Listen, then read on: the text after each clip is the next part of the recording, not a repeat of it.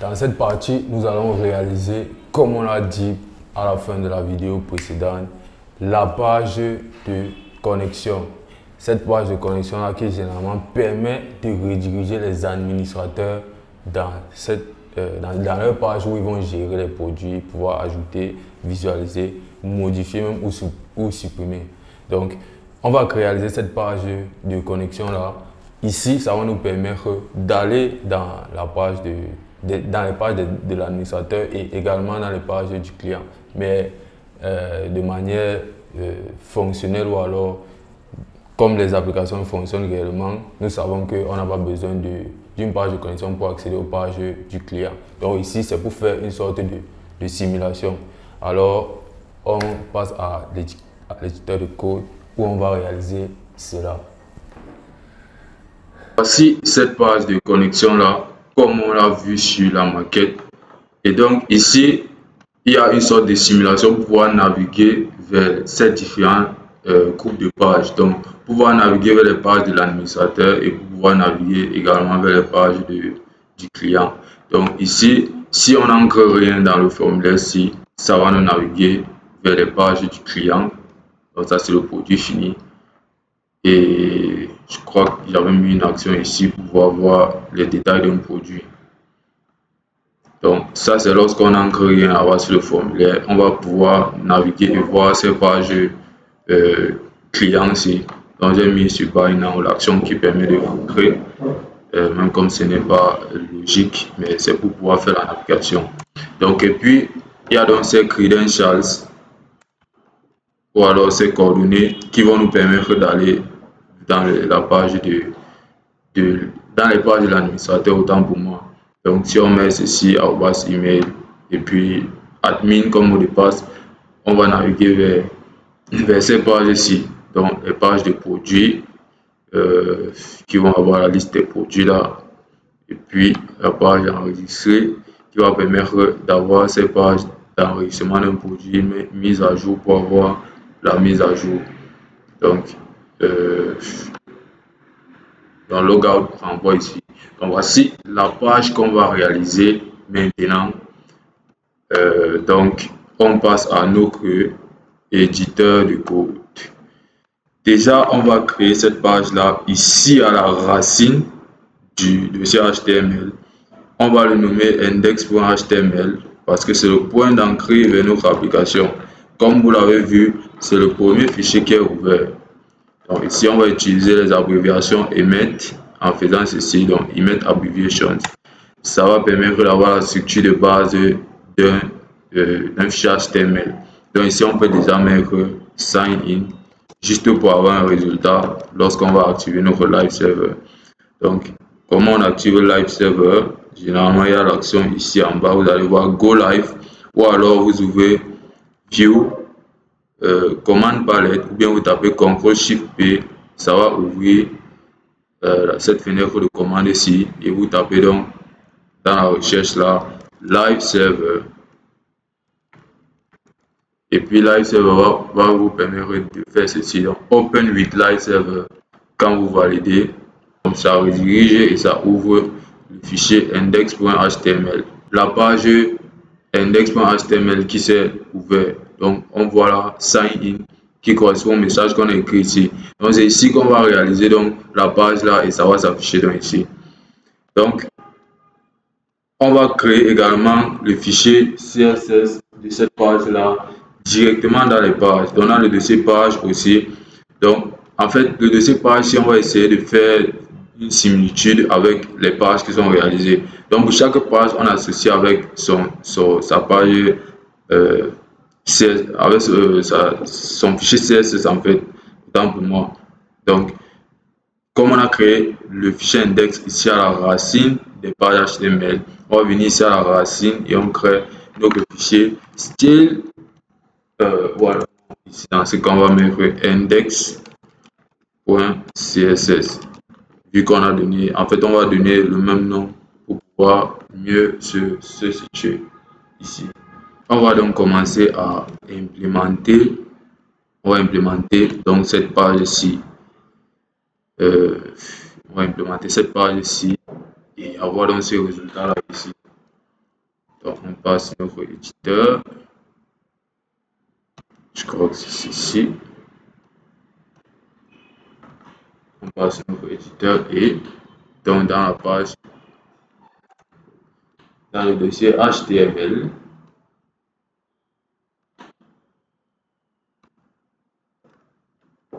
on va d'abord commencer à écrire le main point. Donc, on va donner comme nom de classe. Ça, c'est un raccourci de emmet, de l'abréviation emmet. Et vous voyez ici, ça montre le résultat de ce qu'on est en train d'écrire là. Donc, on fait comme ça. On a donc notre balise main principale à cette page ici, avec pour classe sign in. Et puis, on va faire un div.holder parce que nous remarquons que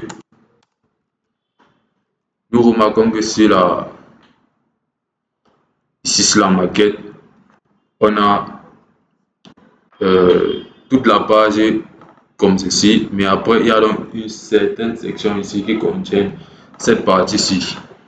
Donc c'est la raison pour laquelle on va mettre dans ce holder. C'est ce holder qui va contenir cette partie-là. Donc à l'intérieur, on a donc le titre div.heading. Il faut vous assurer de mettre exactement le même nom ici. Car là, on est en train de réaliser un composant. Donc là, après, on a un span et puis on a un H1. Le H1 là a pour titre ma boutique. Donc vous allez voir le style de ça tout à l'heure. On met d'abord ma boutique et puis on enregistre. Quand on enregistre la page, le style n'est pas encore appliqué et c'est tout à fait normal. C'est tout à fait normal parce qu'on n'a pas encore inclus le lien CSS. Donc on va faire link CSS et puis on va commencer d'abord par inclure le lien vers les composants, donc le lien ci. Donc on va inclure d'abord premièrement les deux liens ci avant d'inclure maintenant le lien vers la page.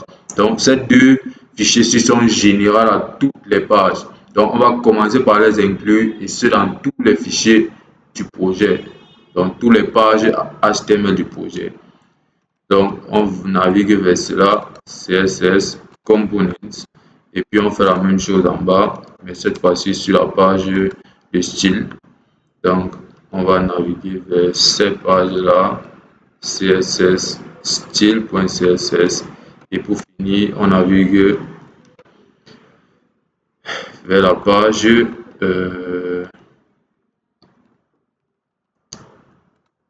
même.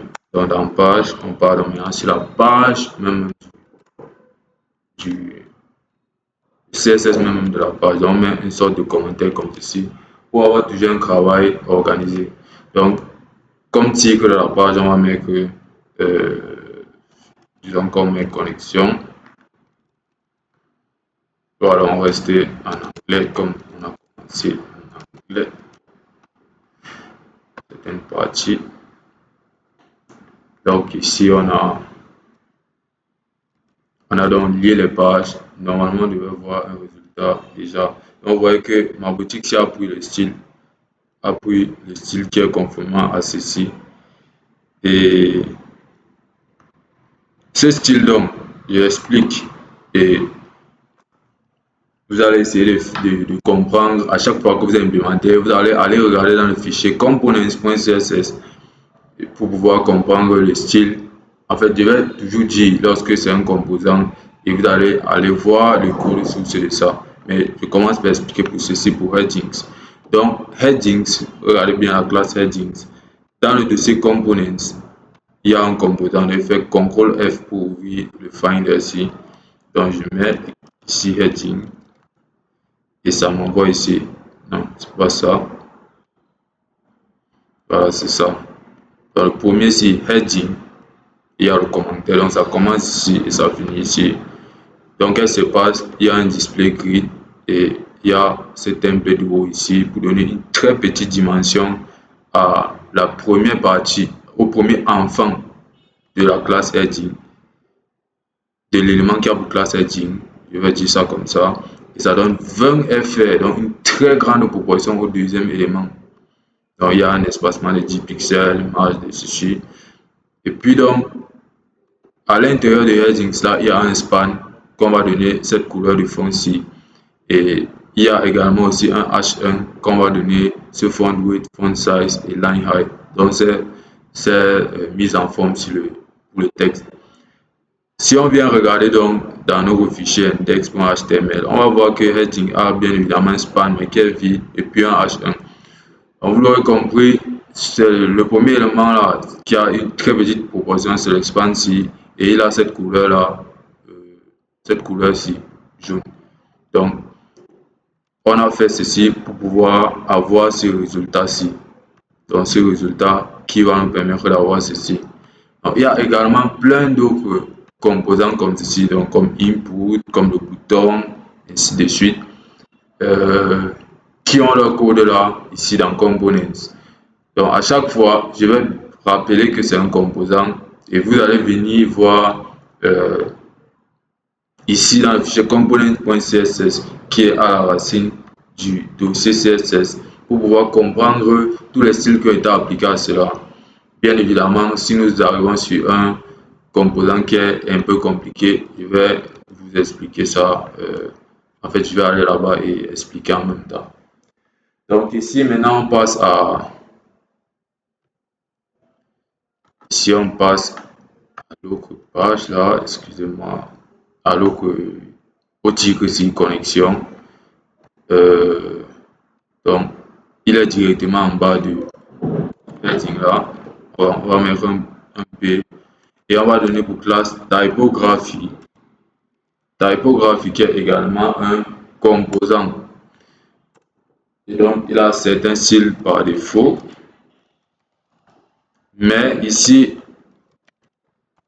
il y a certaines customisations qu'on va faire, comme par exemple la couleur. On va mettre le black. Font size, on va mettre 22 pixels.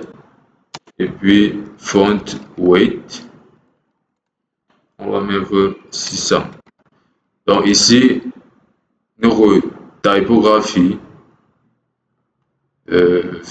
Donc ici, vous pouvez directement venir faire à la recherche là pour arriver sur le fichier. Donc typographie a ce style-ci. Donc ça a sa couleur par défaut. Ça c'est pas c'est style par défaut en fait, mais qui n'est pas ce qu'on va appliquer ici sur ce texte connexion-ci. Donc raison pour laquelle on a ajouté cette customisation-ci. Donc directement en bas, on a notre formulaire proprement dit. Et on va donner pour classe sign in form. Donc à l'intérieur, on a donc notre composant de input. Donc div.input text tiré de 6 texte. Pardon. Et puis donc à l'intérieur, on a label for email. Et puis on met ici email. Et puis il y a donc le input type email. Donc qui a pour nom email, pour id email et comme placeholder on entre email. Donc ici on peut déjà venir ici voir. On peut déjà venir ici voir que ça aussi appliquer un style. Donc lorsqu'on vient ici sélectionner pour vouloir ancrer du texte, vous voyez ce style et ce orange là qui s'applique. C'est bien évidemment le style qui a été défini ici dans components.css. Donc on va faire pareil pour le coup. Ici on peut faire du copier-coller et puis on modifie. Donc c'est cette classe input text qui permet d'avoir dans le style du composant là. Donc pour ici on va faire ici on va sélectionner comme ça, CTRL D et pour pouvoir faire ce qui est fait là. On va mettre password. Donc, label for password, name password pour les lier. Et puis, c'est un input de type password pour pouvoir masquer le contenu. Et puis, ici, on va mettre plutôt un texte en français plutôt. Donc, mot de passe. Et on va faire pareil pour ici. Pour le placeholder. Donc, si on vient ici sur notre page, on voit le mot de passe et ça le contenu masqué par exemple le type password. Et pour finir, ici, on met un bouton qui a pour classe button parce qu'il y a un composant, il y a le composant button qui a été créé. Et donc, on va mettre sign in ici comme texte. Sign in. Et si le on-click, on va donc lier on-click, on va mettre dans nos fonctions login qui a été créé dans le fichier, dans ce fichier JSI. Donc, cette fonction login ici, comme on a simulé tout à l'heure, cette fonction login qui récupère l'email et le mot de passe. Donc, ça récupère l'email de sign in, donc get query selector qui permet de récupérer un élément HTML via son sélecteur. Donc, ça, c'est un sélecteur CSS pour pouvoir accéder à l'email. Donc, il y a un élément de classe sign in form dans la page sign in form qui a un input de type email. Donc, voici l'élément sign in form qui a un input, ce input-ci de type email. Donc, ça récupère sa valeur value, ça stocke ça ici dans la variable email. Ça fait pareil pour le mot de passe, ça récupère sa valeur, ça met ici. Donc, si l'email renseigné admin@email et le mot de passe est admin, ça va naviguer vers cette page ici. Bien évidemment, elle n'est pas encore créée, mais vous pouvez déjà comprendre ce qui est ici. Donc ici, on est dans le dossier HTML. On a le dossier HTML ici, dans le dossier admin, et puis on a liste produit.html. Donc ça correspond à la page d'accueil de la section administrateur. Et ici, ça correspond à la page d'accueil de la section des clients. Donc, si on a renseigné des coordonnées dans le formulaire, ces coordonnées d'administrateur, on part vers l'administrateur. Si on ne renseigne rien ou on renseigne n'importe quoi d'autre qui n'est pas ceci, on sera redirigé vers la page des clients. Donc, c'est cette fonction-ci qui permet d'avoir cette simulation-là. Et puis, comment est-ce qu'on va lier donc ici? Parce que actuellement, si on enregistre la page, vous voyez que le style du bouton a été appliqué. Donc, vous allez aller voir dans components.css et vous allez voir le style qui permet d'avoir ceci et ces effets-ci. Donc, je disais que si on essaie de cliquer actuellement, ça ne part nulle part. Parce que déjà, la fonction JavaScript n'est pas liée ici.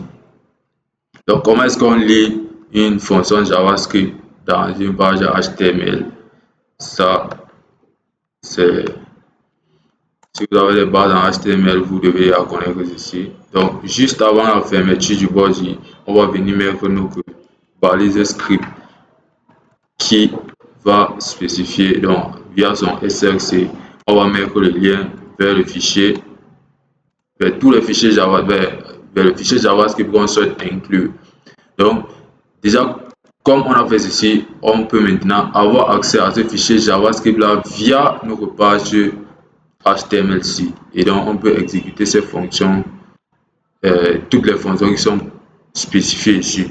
Donc là, c'est la fonction login-ci qu'on va exécuter ici. Donc, maintenant,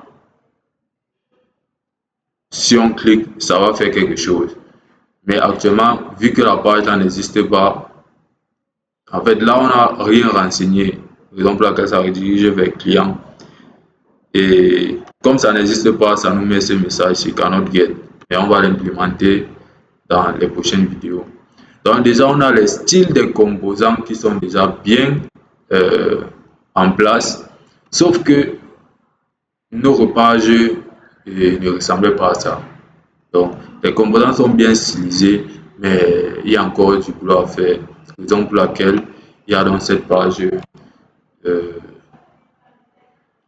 pour laquelle il y a cette page index.css qui actuellement est vide, mais qui va contenir le style qui permet d'avoir cette mise en forme là, dans cette mise en forme, cette jolie background et cet effet centré-ci. Donc, on va réaliser maintenant cette page là. Donc ici, on vient et on appelle notre composant parent de la page sign in et on va commencer par mettre display flex direction. Donc pour le coup, on n'a pas besoin de mettre du flex direction. Justify content. Oh, justify content center align items center. On va mettre un gap de, on va dire 40 pixels. Et puis on va donner une hauteur fixe de 100 view height, donc pour que ça prenne toute la hauteur de la page, et puis une largeur également de 100 view width, que ça prenne la largeur de la page. Et puis donc on a donc ce background-ci dont on peut prendre les propriétés directement dans. On peut prendre les propriétés directement ici. En fait, on peut prendre les couleurs directement ici. Donc, là, on va copier la couleur ici. Et puis, on vient. Bon, pour faire simple, on va copier directement. Parce que j'avais gardé ça quelque part.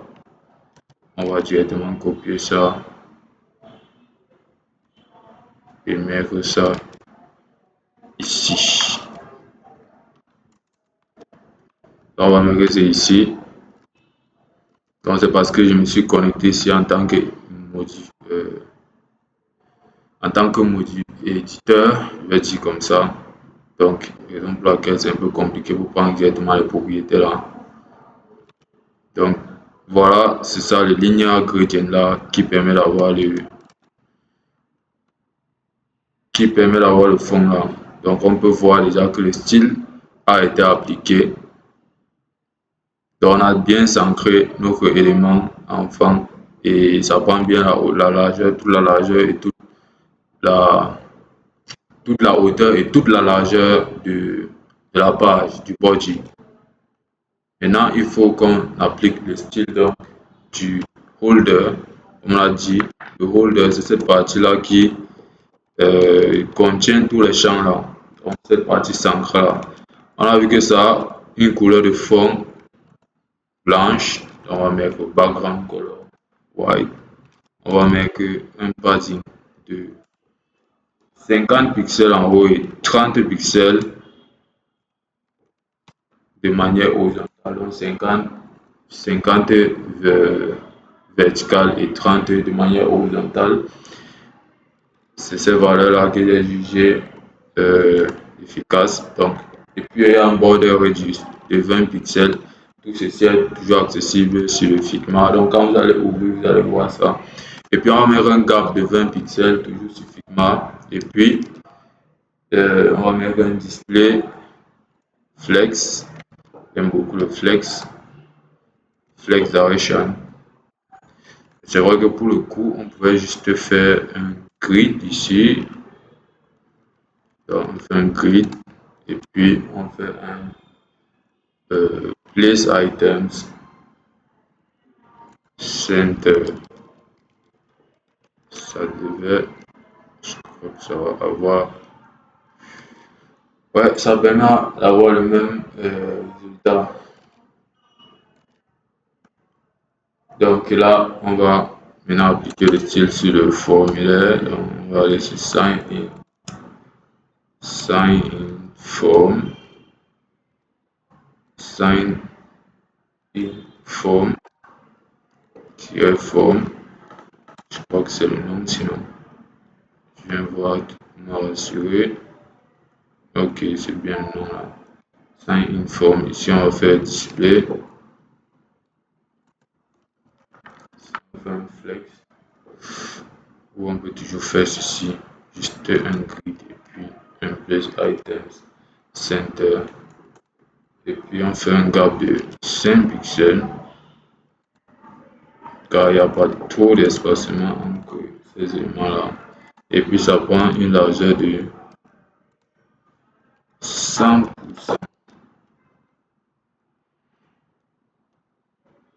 Largeur de 100%. Évidemment, il y a une largeur minimale parce que c'est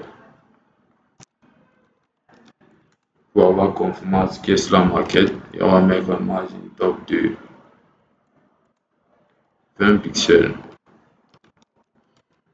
Donc quand on fait ceci, normalement c'est beaucoup mieux. Donc cette largeur minimale et ce margin top-ci, ça va permettre, j'ai enregistré, ça recharge. Donc ça permet de rendre ceci un peu plus large et un peu plus large pour avoir un résultat qui se rapproche le plus de la maquette. Donc on va enlever les commentaires ici.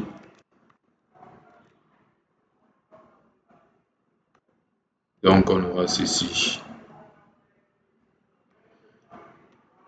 Donc à ce stade, on a notre page de connexion qui est bien réalisée et la navigation est également bien réalisée. Parce que si on entre bien nos coordonnées admin, email et admin ici, et qu'on fait sign in, vous voyez que c'est bien redirigé vers admin liste produit, ce qu'on va réaliser. Et si on entre tout sauf ça, donc la synchrone chargée, appliquer quoi, c'est comme ça, ok. Donc si on n'entre rien, ça vient au client. Donc cette page ici est bel et bien réalisée et on va donc poursuivre avec, dans la prochaine vidéo, la réalisation de ces pages du dashboard. Donc pour pouvoir compléter la navigation déjà vers les pages du dashboard. Terminé donc avec cette page de connexion là qui nous permet donc de naviguer entre les différents groupes de pages de l'admin et du client. Et maintenant on va passer donc aux pages de l'administrateur, donc ces pages de dashboard, commençant par la page de listing des produits, comme on a vu que la navigation fait lorsqu'on a ancré les coordonnées de l'administrateur, permet d'aller directement déjà dans la page de listing de produits où on va donc pouvoir naviguer vers les autres pages du dashboard de l'administrateur. Donc on va réaliser maintenant ces pages du dashboard de l'administrateur qui sont un peu plus challengeantes que cette page de sign in. Donc à la fin de cette partie là, tu pourras être personnellement fier de toi parce que ce n'est pas aussi simple que ça. Donc on se voit dans la prochaine vidéo pour la réalisation de ces pages.